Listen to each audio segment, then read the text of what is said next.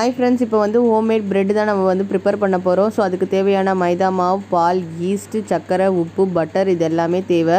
இது எல்லாமே பிசைஞ்சு வச்சுட்டு ஒரு 1.5 hours கழித்து நம்ம லோஃபில் வந்து இது மாதிரி போட்டு வச்சோன்னா ஒரு 1/2 hour கழித்து திருப்பியும் நம்ம ஓப்பன் பண்ணி பார்த்தோன்னா இந்த மாதிரி ரெடியாக இருக்கும். இப்போ ப்ரீ ஹீட் பண்ண போகிறோம் 180 degree செல்சியஸில் 10 minutes வந்து நம்ம பண்ணுறோம்.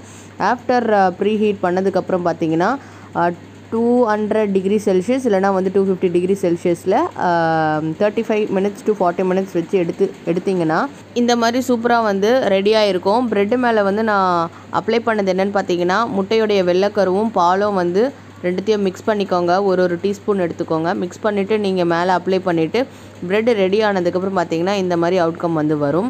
சூப்பராக நல்லா சாஃப்டாக வந்து வந்திருக்கு.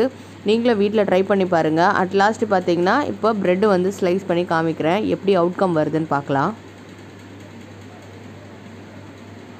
நல்லாவே வந்து சாஃப்ட். அதுக்கப்புறம் பார்த்தீங்கன்னா நல்லா வந்து ஒரு ப்ரெட் வாசனை எப்படி அடிக்குமோ பேக்கரியை கிராஸ் பண்ணால் அந்த மாதிரி வந்து அடிச்சுது. இப்போ வந்து ப்ரெட்டை வந்து கட் பண்ணுறோம்.